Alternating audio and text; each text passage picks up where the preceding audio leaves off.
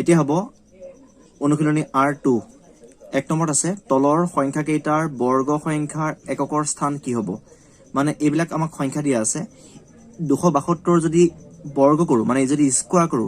তে স্কোয়াৰ কৰিলে যেটো সংখ্যা হ'ব তাৰ এককৰ স্থানত কি সংখ্যা হ'ব আমাক খুদিছে এতিয়া আমাক মাত্ৰ এককৰ স্থানৰ সংখ্যা খুদিছে এতিয়া আমাৰ উলিয়াব লাগে 272 ৰ বৰ্গৰ এককৰ স্থানৰ সংখ্যাটো কি তে আমি 272 পূৰণ কৰিব লাগিব তাৰ সলনি 272 ৰ এককৰ স্থানত 2 আছে অৰ্থাৎ 2 লগত 2 আমি যদি পূৰণ কৰি দিওঁ আমি পাই যাম 4 অৰ্থাৎ 272 ৰ বৰ্গৰো এককৰ স্থানৰ সংখ্যাটো হ'ব 4 তেনেকে আছে 79 আমাক কৈছে 79 ৰ বৰ্গৰ এককৰ স্থানত কি থাকিব তে আমি চাম 9 9 গুণ কিমান 9 9 গুণ 81 অৰ্থাৎ 81 ৰ এককৰ স্থানত থাকিব 1 গতিকে ইয়াৰো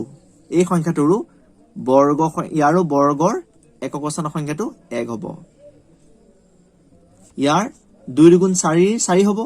ইয়াৰ 9 9 গুণ 81 ৰ 81 অৰ্থাৎ 1 টো হ'ব ইয়াৰ শেষত 0 আছে অৰ্থাৎ 0 0 গুণ 0 অৰ্থাৎ 400 ৰ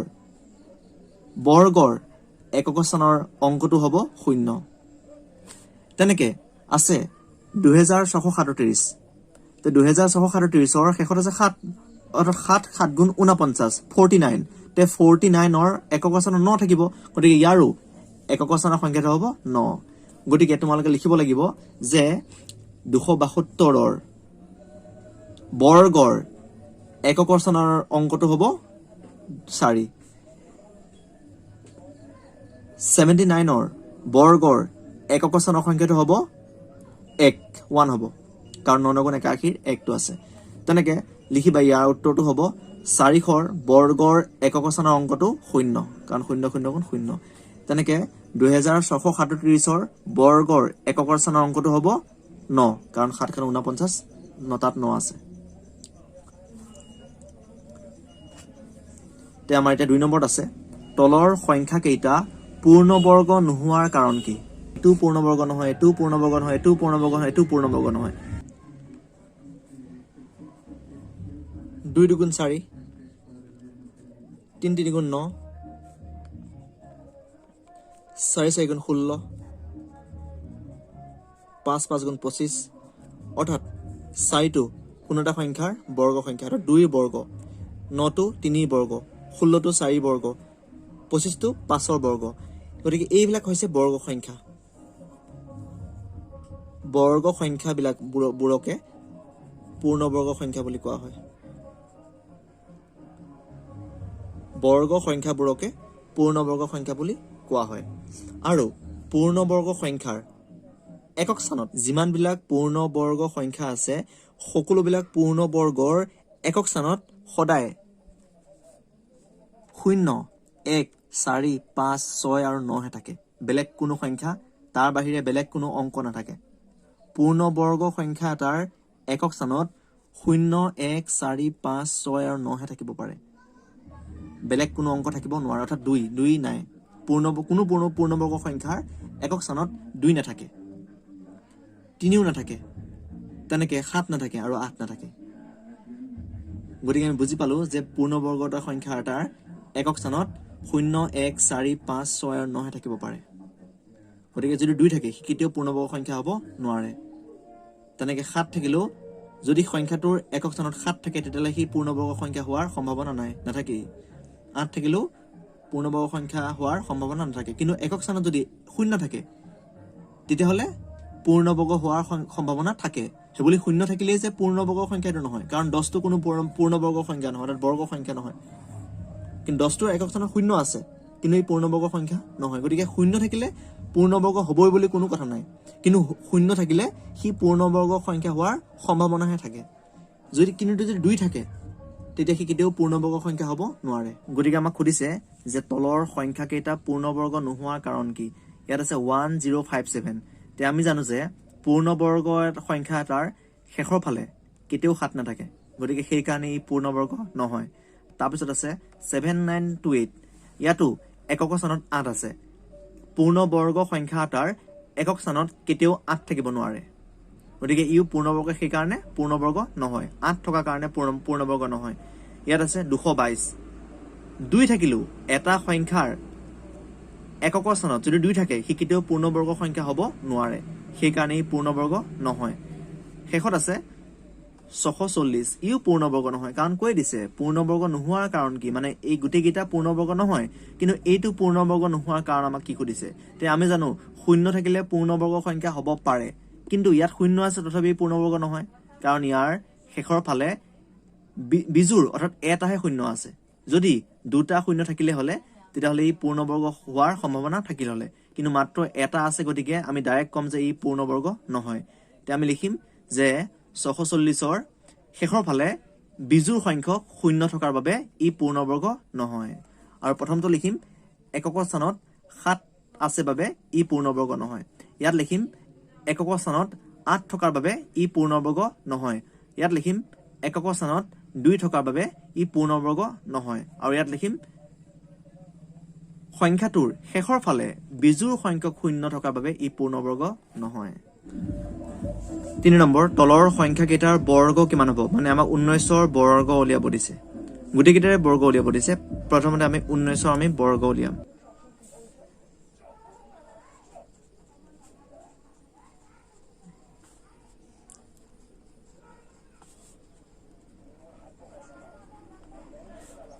তে বৰ্গ মানে 19 স্কয়াৰ 19 স্কয়াৰ 19 লগত 19 আমি পূৰণ কৰিব লাগিব তে 19 যদি আমি পূৰণ কৰো আমি পাই যাম 361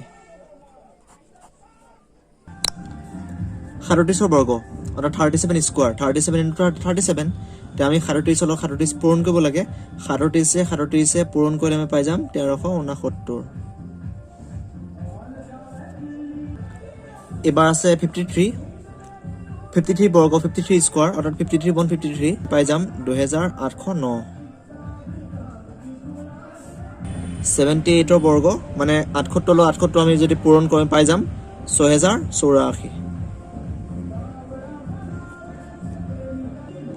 6 নম্বৰত আছে মৌলিক উৎপাদক বিশ্লেষণ পদ্ধতিৰে বৰ্গমূল উলিয়াব দিছে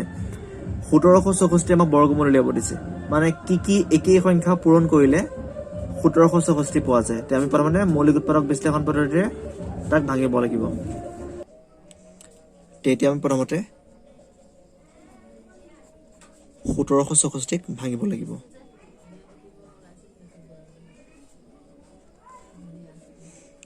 ইয়াক একেবাৰে সৰু মৌলিক সংখ্যাটো হৈছে 2 গতিকে আমি 2 ৰে হৰণ কৰিম ইয়াক 2 ৰে হৰণ যায় শেষত 4 আছে 2 8 গুণ 16 এক বাকি আছে 16 হ'ব 2 8 গুণ 16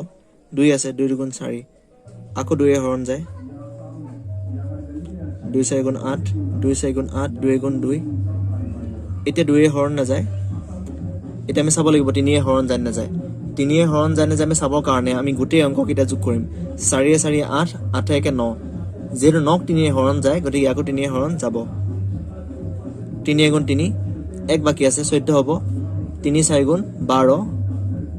বাকি থাকিব 2 21 হ'ব 3 7 গুণ 21 তে এবাৰ আকৌ 3 ৰে হৰণ যায় না যায় 4 1 5 5 1 12 মানে এটা যোগ কৰিলে 12 পাইছো 12 3 ৰে হৰণ যায় গতিকে আকৌ 3 ৰে হৰণ যাব 3 4 গুণ 12 2 27 3 9 গুণ 27 এবাৰ 3 ৰে হৰণ না যায় বা 7 ৰে যায় অৰ্থাৎ 7 7 গুণ 49 তে যেহেতু আমাক উলিয়াব দিছে বৰ্গমূল এটাকে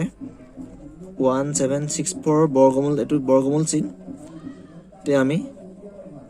1764 মানটো পাই দিম 1764 আমি কি এইকিটা সংখ্যা পূৰণ কৰিলে এটো পাই যাম কাৰণ এটো ভাঙোতে এইকিটা সংখ্যা পাইছো অৰ্থাৎ 2 পূৰণ 2 পূৰণ 3 7 পূৰণ 7 তে আমি বৰ্গমূল চিনটো উঠাই দিলে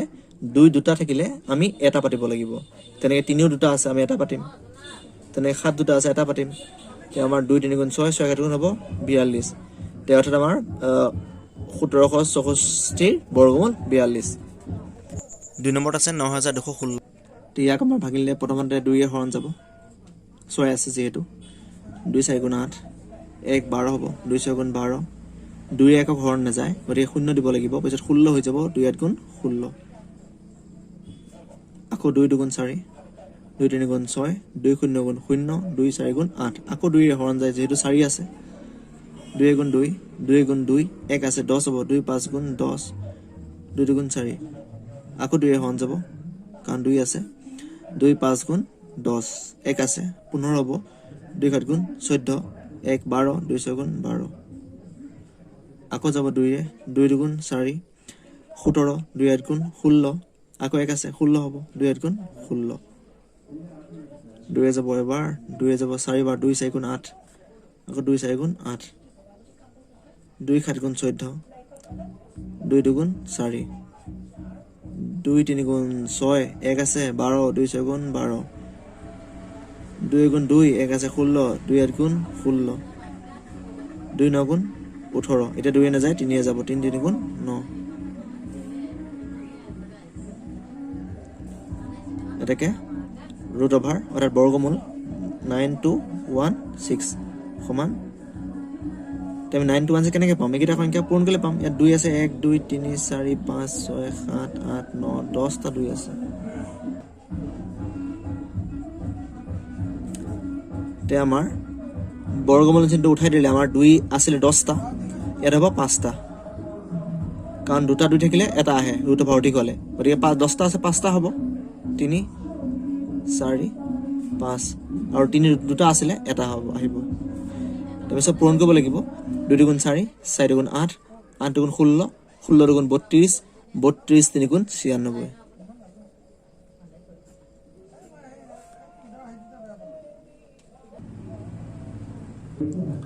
তেতিয়া আমাৰ আছে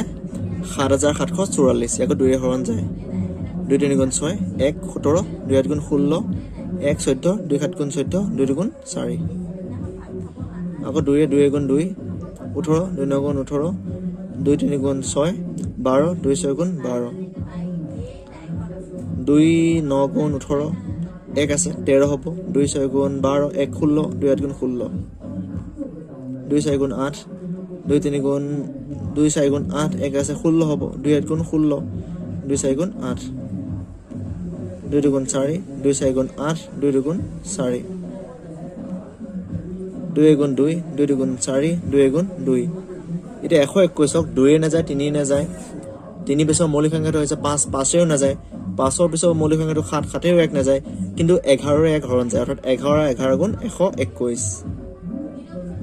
গতিকে আমাৰ আৰু হৰণ না যায় কাৰণ 11 টো মৌলিক সংখ্যা এক ভাঙিব আৰু নোৱাৰি গতিকে আমাৰ এটাকে root over 7744 আমি 2 পাইছিলো 1 2 3 4 5 6টা পাইছিলো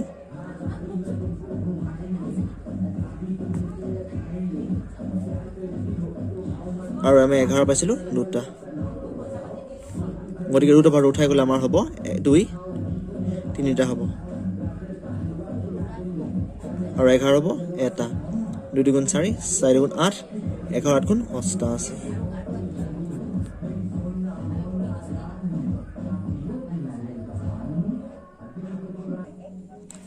4 নম্বৰত আছে 9801 তে ইয়াক প্ৰথমত শেষৰ অংকটো আছে 1 1 থাকিলে 2 ৰে হৰণ না যায় গতিকে আমি 3 এ চাব লাগিব 3 এ চাব কাৰণে আমি সব যোগ কৰিব লাগিব 9 8 17 17 1 18 18 3 এ হৰণ যায় গতিকে ইয়াক 3 এ হৰণ যাব 3 3 গুণ 9 3 গুণ 6 2 থাকিব 20 হ'ব 3 6 গুণ 18 2 থাকিব 1 21 3 7 গুণ 21 পুনৰ আমি চাম 3 হৰণ যায় নেকি 3 2 5 5 6 11 11 7 18 3 হৰণ যায় 3 গুণ 3 3 গুণ 3 2 আছে 3 2 হৰণ না যায় গতিকে 0 দিব লাগিব 2 2 আহি যাব 26 3 8 গুণ 24 2 থাকিব 27 3 গুণ 27 পুনৰ 3 হৰণ যায় কাৰণ 1 8 9 9 9 18 3 3 গুণ 9 1 আছে 18 3 গুণ 18 3 6 গুণ 18 3 3 গুণ 9 আকৌ 3 হৰণ যায় 3 গুণ 3 3 গুণ 6 3 গুণ 3 এটা 3 হৰণ না যায় 11 যাব 11 11 গুণ 121 এটাকে root over 9801 और 3 হব 4টা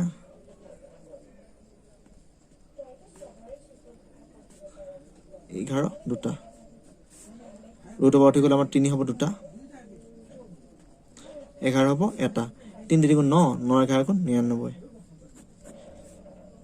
5 নম্বৰ হ'ব এতিয়া তলৰ প্ৰতিটো সংখ্যাৰ বাবে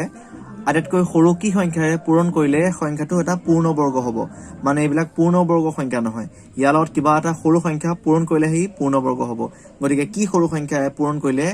এইবোৰ এটা পূৰ্ণবৰ্গ সংখ্যা আমাক খুদিছে 5 এৰে হৰণ যাব কাৰণ একক ঘৰত যদি 5 থাকে আৰু 0 থাকে তে 5 এৰে হৰণ যায় গতিকে 5 এৰে যাব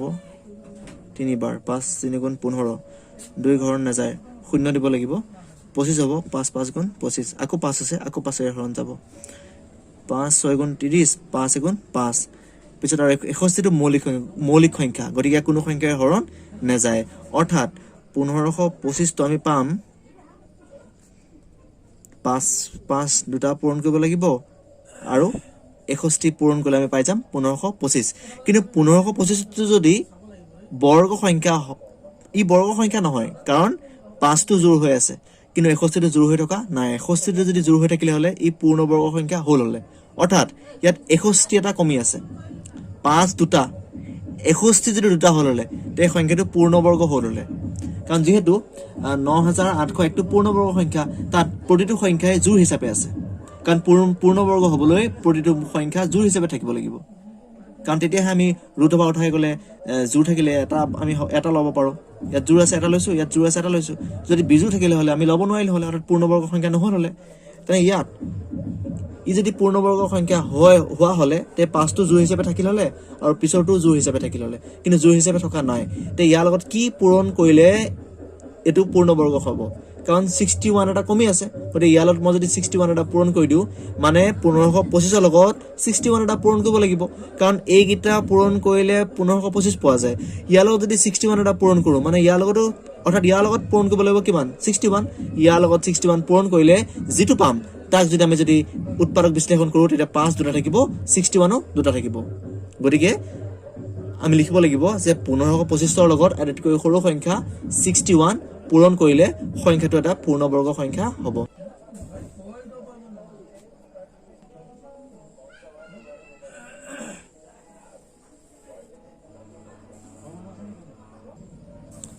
এতিয়া আছে 1008 দিয়ক 2 এ হৰণ যায় 2 একক হৰণ নাযায় 2 5 গুণ 10 2 এ 0 হৰণ নাযায় 0 পাতিব 0 বাৰ যাব 0 2 4 গুণ 8 আকৌ যাব 2 এ 2 2 গুণ 4 1 10 2 5 গুণ 10 2 2 গুণ 4 2 গুণ 2 2 2 গুণ 4 1 12 2 6 গুণ 12 2 6 গুণ 12 2 3 গুণ 6 আকৌ 3 এ যাব 2 এ নাযায় 3 2 গুণ 6 3 গুণ 3 3 7 গুণ 21 তে ইয়াত 1008 2 জোৰ হিচাপে আছে 3ও জোৰ হিচাপে আছে কিন্তু 7 এটাহে আছে অৰ্থাৎ ইয়াত যদি আৰু এটা 7 থকা হলে হি পূৰ্ণবৰ্গ সংখ্যা হল হলে অৰ্থাৎ 7 এটা কমি আছে গতিকে 1008 ৰ লগত আটাইতকৈ সৰু সংখ্যা 7 পূৰণ কৰিলে সংখ্যাটো এটা পূৰ্ণবৰ্গ সংখ্যা হ'ব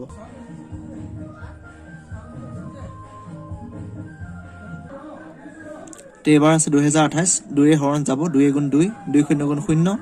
2 গুণ 2 2 4 গুণ 8 আকৌ 2 এ যাব 2 5 গুণ 10 এক আছে হৰণ নাযায় গতিকে 2 এ একক নাযায় কাৰণে আমি 0 দিব লাগিব 1 টো ইয়াত আহি যাব 14 হ'ব 2 7 গুণ 14 পুনৰ 2 এ হৰণ নাযায় এবাৰ 3 এ হৰণ যাব কাৰণ এইগিটা যোগ কৰিব লাগিব 5 এ 7 12 3 এ হৰণ যায়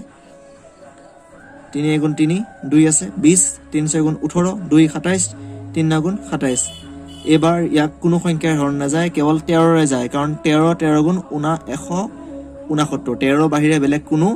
মৌলিক সংখ্যাৰ হৰণ নাযায় গতিকে 13 গুণ 169 কাৰণ 13 গুণ 13 3 আছে 39 13 3 গুণ 39 অৰ্থাৎ 2028 আমি যদি ভাঙি দিও উৎপাদক বিশ্লেষণ কৰিলে আমি পাম 2 পূৰণ 2 3 পূৰণ 13 পূৰণ 13 ইয়াত 2 জোৰ হিচাপে আছে 13 টো জোৰ হিচাপে আছে কিন্তু 3 টো জোৰ হিচাপে থকা নহয় অৰ্থাৎ ইয়াৰ লগত যদি আৰু এটা 3 থাকিলে হলে এই পূৰ্ণবৰ্গ সংখ্যা হল হলে গতিকে আমি ইয়াৰ লগত অৰ্থাৎ 2028 ৰ লগত আটাইতকৈ সৰু সংখ্যা 3 পূৰণ কৰিলে সংখ্যাটো এটা পূৰ্ণবৰ্গ সংখ্যা হ'ব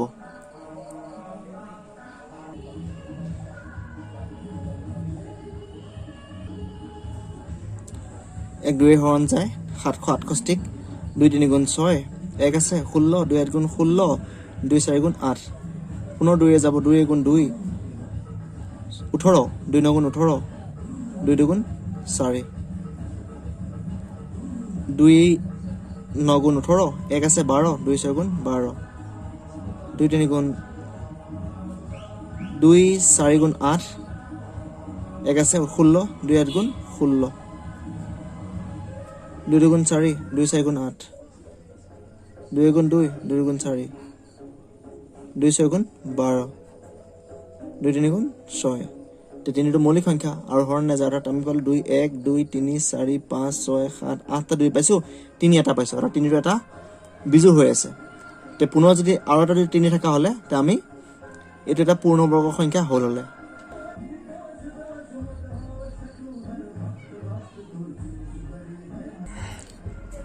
এবাৰ 6 নম্বৰ তলৰ প্ৰতিটো সংখ্যাৰ বাবে আটাইতকৈ সৰু কি সংখ্যাৰে হৰণ কৰিলে সংখ্যাটো এটা পূৰ্ণবৰ্গ সংখ্যা হ'ব আগৰটো সৈতে একেই আগৰটোত কৈছিলে আটাইতকৈ সৰু কি সংখ্যাৰে পূৰণ কৰিলে এবাৰ কৈছে আটাইতকৈ সৰু কি সংখ্যাৰে হৰণ কৰিলে সংখ্যাটো এটা পূৰ্ণবৰ্গ সংখ্যা হ'ব আমি আগৰ নিচিনাই কৰিম কিন্তু এবাৰ কি সংখ্যাৰে হৰণ কৰিব লাগিব আমাক হেতুৱে খুদিছে গতিকে আমি ইয়াক উৎপাদকত আমি ভাঙিব লাগিব 468 2 যাব দুবাৰ 2 গুণ 4 2 3 গুণ 6 2 4 গুণ 8 2 গুণ 2 2 গুণ 2 1 14 হ'ব 2 7 গুণ 14 পুনৰ 2 হৰণ নাযায় 7 আছে 3 যাব কাৰণ 1 1 2 2 7 9 9 3 হৰণ যায় 3 3 গুণ 9 2 27 3 9 গুণ 27 3 গুণ 3 3 3 গুণ 9 তে অৰ্থাৎ যদি 468 টো পূৰ্ণবৰ্গ সংখ্যা হয় তেতিয়া হলে 2 টো জোৰ হৈ আছে 3 টো জোৰ হৈ আছে কিন্তু 13 টো জোৰ হৈ থকা নাই আৰু এটা যদি 13 হয় তেতিয়া হলে 468 টো পূৰ্ণবৰ্গ সংখ্যা হ'ব অৰ্থাৎ ইয়াৰ লগত মই যদি 13 টা পূৰণ কৰি দিও তেতিয়া হলে 468 বা এই সংখ্যাটো যেটো ইয়াৰ লগত 13 পূৰণ কৰিলে যেটো হ'ব সেইটো এটা পূৰ্ণবৰ্গ সংখ্যা হ'ব কিন্তু যদি মই 13 টো যদি আঁতৰ কৰি দিও 13 এটা আছিল হেতুক মই যদি আঁতৰ কৰি দিও তথাপিও এটা পূৰ্ণবৰ্গ সংখ্যা হ'ব অৰ্থাৎ 2 দুটা থাকিব 3 দুটা থাকিব অৰ্থাৎ 13 টো আমি কেনেকৈ আঁতৰ কৰিম তে ইয়াক আমি 13 ৰে হৰণ কৰিব লাগিব 13 এটা এক যদি আমি যদি হৰণ কৰি দিও তে 13 13 কাটা যাব তে 2 দুটা থাকিব 3 দুটা থাকিব তে পূৰ্ণবৰ্গ সংখ্যা হ'ব অৰ্থাৎ আমাক যদি কয় তে ইয়াৰ লগত কি সংখ্যা পূৰণ কৰিলে পূৰ্ণবৰ্গ হ'ব আমি কম 13 পূৰণ কৰিলে যদি কয় কি সংখ্যাৰ হৰণ কৰিলে ই এটা পূৰ্ণবৰ্গ হ'ব আমি কম 13 ৰে হৰণ কৰিলে কাৰণ 13 ৰে যদি হৰণ কৰি দিও 13 টো নাথাকিব এইটা থাকিব ই পূৰ্ণবৰ্গ সংখ্যা হ'ব 3 নম্বৰত আছে 1584 ইয়াকো 2 হৰণ যায় 2 7 গুণ 14 1 আছে 18 2 9 গুণ 18 2 2 গুণ 4 2 3 গুণ 6 1 আছে 19 হ'ব 2 9 গুণ 18 1 আছে 12 2 6 গুণ 12 2 গুণ 2 1 19 2 9 গুণ 18 1 16 2 8 গুণ 16 2 9 গুণ 18 1 18 2 9 গুণ 18 এবাৰ 3 যাব 3 3 গুণ 9 3 3 গুণ 9 3 গুণ 3 3 গুণ 3 তে 11 কোনো সংখ্যাৰ হৰণ নাযায় কাৰণ 11টা এটা মৌলিক সংখ্যা তে ইয়াতো 2 দুটা জোড় হিচাপে আছে 3 দুটা জোড় হিচাপে আছে কিন্তু 11টো জোড় হিচাপে থকা নাই যদি 11টো নাথাকিলে হলে তে গৰিকেটা জোড় হিচাপে থাকিলে হলে অৰ্থাৎ ইয়াৰ পৰা 11টো আঁতৰ কৰিব লাগিব অৰ্থাৎ ইয়াক 11 ৰে হৰণ কৰিলে সংখ্যাটো এটা পূৰ্ণবৰ্গ সংখ্যা হ'ব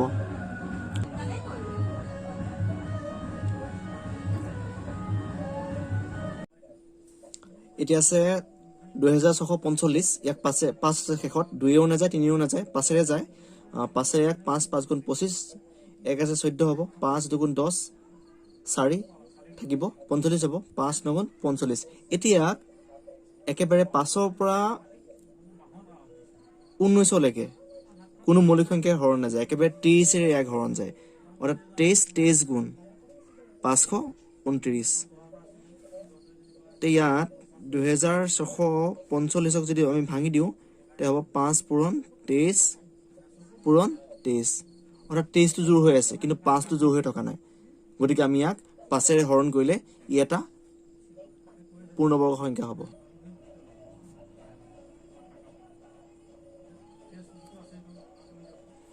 তে 4 নম্বৰত আছে 1620 ইয়াক 2 ৰে হৰণ যায় 2 8 গুণ 16 2 গুণ 2 2 0 গুণ 0 2 4 গুণ 8 একক হৰণ নাযায় 2 শূন্য শূন্য দিব লাগিব 1 টো ইয়াত আহি যাব 10 হ'ব 2 5 গুণ 10 এতিয়া ইয়াক 2 হৰণ নাযায় কাৰণ 5 আছে এটা 3 চাম হৰণ যায় নেকি 4 5 9 9 3 হৰণ যায় আকৌ 3 হৰণ যাব 3 গুণ 3 1 10 হ'ব 3 3 গুণ 9 1 15 3 5 গুণ 15 পুনৰ 3 হৰণ যায় 3 4 গুণ 12 1 15 3 5 গুণ 15 3 যাব পুনৰ 3 গুণ 3 15 3 5 গুণ 15 আকৌ যাব 3 3 5 গুণ 15 ইয়াত 2 জোৰ হৈ আছে 3 জোৰ হৈ আছে কিন্তু 5টো বিজোৰ হৈ আছে অৰ্থাৎ ইয়াক 5 হৰণ কৰিলে ই এটা পূৰ্ণবৰ্গ সংখ্যা হ'ব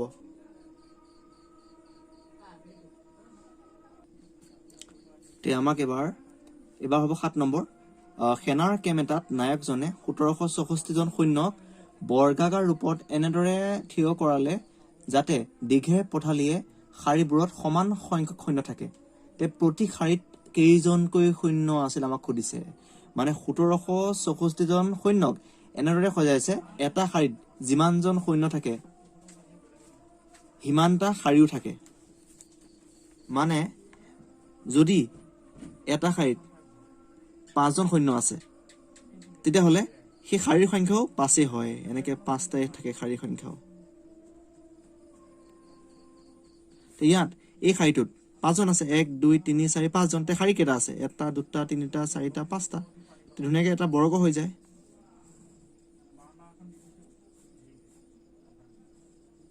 তে এইটো এটা বৰ্গ মানে ইয়াত এটা শাৰীত যিমানজন সৈন্য আছে সিমানটো যদি 5 জন থাকে 5টা শাৰী যদি ইয়াত 10 জন থাকে তে 10টা শাৰী তে মুঠতে ইয়াত আছে কেইজন 5 জন আছে শাৰী আছে 5টা তে কেইজন সৈন্য আছে 5 5 গুণ 25 জন তে যদি 25 জন সৈন্য থাকে তে যদি সমান সমান শাৰীত ভগাব যাওঁ তে ইয়াত 5 5 গুণ 25 হয় গতিকে আমি এটা শাৰীত থকা মানে দিব লাগিব 5 জন সৈন্য আৰু শাৰী দিব লাগিব 5টা কাৰণ 5 5 গুণ 25 তেনেকে ইয়াত আমাৰ আছে 1764 জন এটা শাৰীত যিমানজন সৈন্য থাকে হিমানটা শাৰীও থাকে গতিকে আমি এটা কাম কৰিব লাগিব 1664 বৰ্গমূল উলিয়াব লাগিব 2 8 গুণ 16 1 16 2 8 গুণ 16 4 আছে 2 গুণ 4 2 4 গুণ 8 2 4 গুণ 8 2 গুণ 2 পুনৰ 2 নাযায় কিন্তু 3 যাব 3 গুণ 3 14 3 4 গুণ 12 2 21 3 7 গুণ 21 আকৌ 3 যাব 3 4 গুণ 12 2 27 3 গুণ 27 এতিয়া 7 যাব 7 7 গুণ 49 এটাকে 1764 বৰ্গমূল হ'ব আমি ডাইৰেক্ট বৰ্গমূল উলিয়াম 2 দুটা আছিল আমি এটা ল'ম 3 দুটা আছিল এটা ল'ম 7 দুটা আছিল আমি এটা ল'ম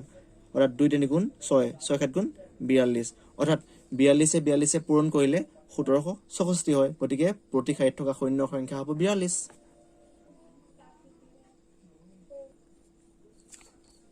আমাক কৈছে 8 নম্বৰ 4 9 আৰু 10ৰে হৰণ কৰিব পৰা আটাইতকৈ সৰু পূৰ্ণবৰ্গ সংখ্যাটো উলিওৱা 4 9 10ৰে হৰণ কৰিব পৰা আটাইতকৈ সৰু পূৰ্ণবৰ্গ সংখ্যা উলিয়াব দিছে তেতে কাম কৰিম 4 9 আৰু 10ৰে হৰণ কৰিব পৰা আটাইতকৈ সৰু সংখ্যাটো কি হ'ব সংখ্যাটো হ'ব 4 9 আৰু 10ৰ লসাগুটো কাৰণ লসাগু মানে ল মানে লঘিষ্ঠ সা মানে সাধাৰণ গু মানে গুণিতক অৰ্থাৎ আমি 4 9 আৰু 10ৰ লসাগু উলিয়াইছো লসাগু উলিয়ালে আমি 4 আৰু 10ক 2 হৰণ যায় কিন্তু 9ক 2 হৰণ নাযায় তে এনেকুৱা নিচিনা হলে আমি ডাইৰেক্ট হৰণ কৰিলে হলে এটা এটা সংখ্যা কিন্তু এইকেইটা এটা সংখ্যা নহয় বেলেগ বেলেগ সংখ্যা তে 4 আৰু 10ক 2 হৰণ যায় 9ক 2 হৰণ নাযায় গতিকে 2 4ক দুবাৰ যায় 2 পাতিছো কিন্তু 2 9ক হৰণ নাযায় কাৰণ 9 পাতিছো আৰু 2 10ক 5 বাৰ যায় এটা বৰ্তমান 2 9 আৰু 5ক কোনো সংখ্যাই হৰণ নাযায় কিন্তু 9ক হৰণ যায় 3 যায় আমি 9টো আমি প্ৰথমতে ভাঙি দিম 3 2 হৰণ নাযায় আমি 2 পাতিম 9ক 3 3বাৰ যায় আৰু 5ক হৰণ নাযায় সংখ্যা পূৰণ কৰিলে আমি 4 9 আৰু 10ৰ লসাগু পাই যাম তে আমি যদি পূৰণ কৰি পাই যাম 180 অৰ্থাৎ 4 9 আৰু 10ৰ লসাগু 180 তে আমাক সুধিছে 4 9 আৰু 10ৰে হৰণ কৰিব পৰা আটাইতকৈ সৰু পূৰ্ণ বৰ্গ সংখ্যাটো কি এইটোক 4 9 আৰু 10ৰে হৰণ কৰিব পৰা আটাইতকৈ সৰু সংখ্যাটো 180 কিন্তু পূৰ্ণ বৰ্গ নহয় কাৰণ 180 আমি যদি ভাঙি দিওঁ আমি 2 কেইটা পাম 2টা পাম 3 2টা পাম কিন্তু 5 এটা আছে অৰ্থাৎ 180টো পূৰ্ণবৰ্গ সংখ্যা নহয়, কিন্তু আমাক উলিয়াব দিছে পূৰ্ণবৰ্গ সংখ্যা, অৰ্থাৎ ইয়াত 5 এটা কমি আছে। অৰ্থাৎ আমি যদি 180 লগত 5 পূৰণ কৰোঁ, 180 লগত 5 পূৰণ কৰিলে যিটো পাম সেই সংখ্যাটোকো 4, 9 আৰু 10ৰে হৰণ যাব। আৰু 180 লগত 5 পূৰণ কৰিলে যিটো পাম তাতকৈ সৰু কোনো পূৰ্ণবৰ্গ সংখ্যা নাই 4, 9 আৰু 10ৰে হৰণ কৰিব পৰা। আছে 180 আছে, কিন্তু ই পূৰ্ণবৰ্গ নহয়। 4, 9, 10ৰে হৰণ কৰিব পৰা পূৰ্ণবৰ্গ সংখ্যা চবতকৈ সৰুটো 180, কিন্তু ই পূৰ্ণবৰ্গ নহয়, কাৰণ ই পূৰ্ণবৰ্গ হ'বলৈ ইয়াৰ লগত 5 এটা কমি আছে। অৰ্থাৎ আমি 180 লগত 5 পূৰণ কৰিম, যিটো পাম সেইটোৱে হ'ব 4, 9, 10ৰে হৰণ কৰিব পৰাতকৈ সৰু পূৰ্ণবৰ্গ সংখ্যা। এতিয়া আমি 180 লগত 5 পূৰণ কৰি দিছোঁ, আমি পাই গ'লোঁ 900। অৰ্থাৎ 4, 9 আৰু 10ৰে হৰণ কৰিব পৰা আটাইতকৈ সৰু পূৰ্ণ বৰ্গ সংখ্যাটো হ'ব 900। 9 নম্বৰত আমাৰ আছে হৰণ পদ্ধতিৰে বৰ্গমূল নিৰ্ণয় কৰা। প্ৰথমতে আছে 2116। আমি হৰণ পদ্ধতিৰে বৰ্গমূল উলিয়াম 2116।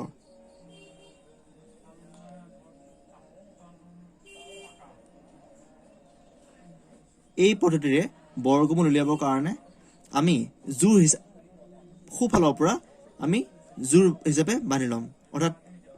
ইয়াত জোৰ হ'ব 16 আৰু এফালে হ'ব 21। এতিয়া আমি জোৰ হিচাপে আমি অংকটো কৰিম।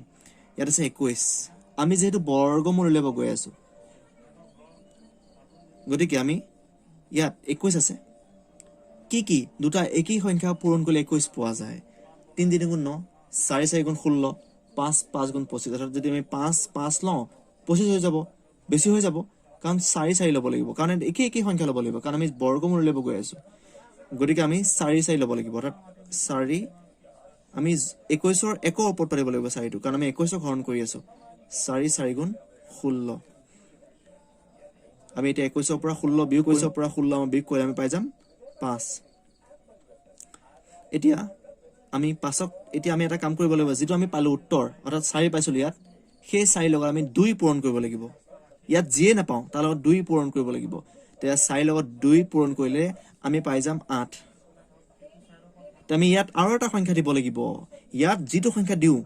ইয়াতো সেইটোৱে সংখ্যা দিব লাগিব। গতিকে আমাৰ ইয়াৰ লগত যদি ধৰি লওঁ আমি 1 দিলোঁ, তেতিয়া 81 হৈ যাব। ইয়াতো 1 দিব লাগিব। অৰ্থাৎ 81 গুণ 81, কিন্তু ইয়াত আছে 5, 5কটো হৰণ নাযাব, 1 দিলেও হৰণ নাযায়, 2 দিলেও হৰণ নাযাব, 5 আছে মাত্ৰ। গতিকে আমি ইয়াক নমাই নিব লাগিব, আৰু ইয়াক আমি জোৰ হিচাপে নমাব লাগিব, অকল 1ক নমাব নোৱাৰোঁ, জোৰ হিচাপে আমি নমাব লাগিব। অৰ্থাৎ নামি আহিব 16, হৈ গ'ল 516। এতিয়া আমি ইয়াত যদি 1 দিওঁ, ইয়াতে যদি 1 দিওঁ, তেতিয়া হৈ যাব 81, আৰু ইয়াত হৈ যাব 1, কাৰণ আমি 4টো পূৰণ কৰিলোঁ। ইয়াত যদি 1 দিওঁ, ইয়াতো 1 দিব লাগিব। অৰ্থাৎ 81 এগুণ 81 বহুত সৰু হৈ যাব। এতিয়া 2 দিলে ইয়াতো 2 দিব লাগিব, ইয়াত হৈ যাব 82, ইয়াত হ'ব 2। অৰ্থাৎ 82 দুগুণ কিমান আমি এনেকৈ চাব লাগিব। আমি ইয়াত যদি 4 দিওঁ, হৈ যাব 84। এতিয়া আমি চাব লাগিব 84ৰ লগত 4 পূৰণ কৰিলে আমি কিমান পাওঁ। 4 4 গুণ 16, 8 4 গুণ 32, 33, কিন্তু আছে আমাৰ 516। অৰ্থাৎ আমি যদি ইয়াত যদি 4 দিওঁ, ইয়াতে যদি 4 দিওঁ, তথাপি আমাৰ ইয়াতকৈ সৰু হৈ যাব। গতিকে আমি ল'ব লাগিব 5। কিন্তু আমি জানো যে 5, ইয়াত যদি 5 দিওঁ, ইয়াতে 5 দিব লাগিব। অৰ্থাৎ 5 5 গুণ 25, কিন্তু 25ৰ 5 আছে, ইয়াত কিন্তু 6 আছে। গতিকে আমি 5 দিলেও আমাৰ নহ'ব। আমি ল'ব লাগিব 6। 6 লৈ আমি চাম। ইয়াত যদি 6 দিওঁ, ইয়াতো 6 দিব লাগিব, হৈ যাব 86, ইয়াত হ'ব 6। অৰ্থাৎ 86 × 6 আমি চাওঁ। 6 4 গুণ 36, 3 থাকিব, 8 4 গুণ 48, 3 52, 51, তেতিয়া আমাৰ হৈ যাব। ইয়াত যদি 6 দিওঁ, ইয়াতো যদি 6 দিওঁ, তেতিয়া আমাৰ হৈ যাব 516। তেতিয়া আমাৰ বৰ্গমূল, অৰ্থাৎ 2116ৰ বৰ্গমূল 46।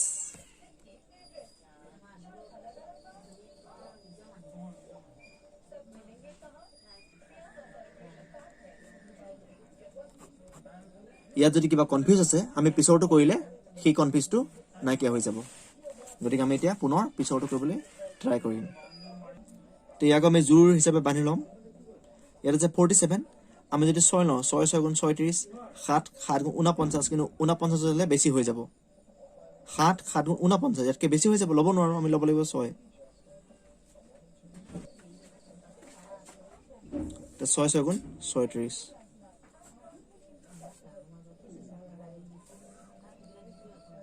আমি 47ৰ পৰা 36 মাইনাছ কৰিব লাগিব।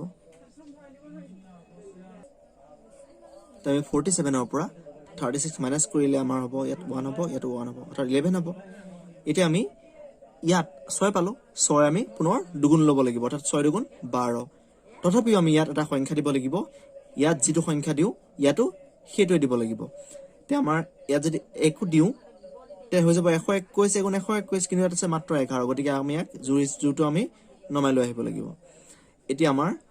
ইয়াত যদি 1 দিও এটা 1 দিব লাগিব অৰ্থাৎ 121 গুণ 121 কিন্তু ইয়াত আছে 1161 বহুত বেছি হৈ আছে গতিকে আমি 2 দিব নোৱাৰো কাৰণ 2 গুণ 4 ইয়াত 4 নাই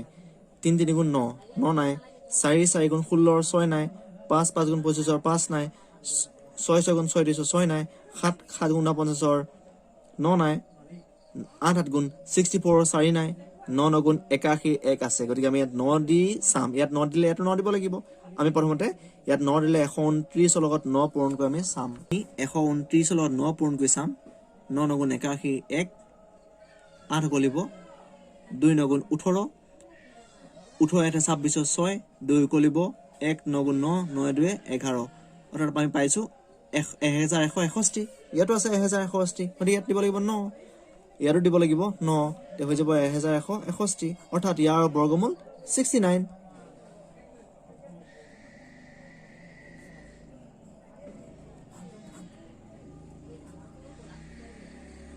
গতিকে আমি পিছৰ অংকখিনি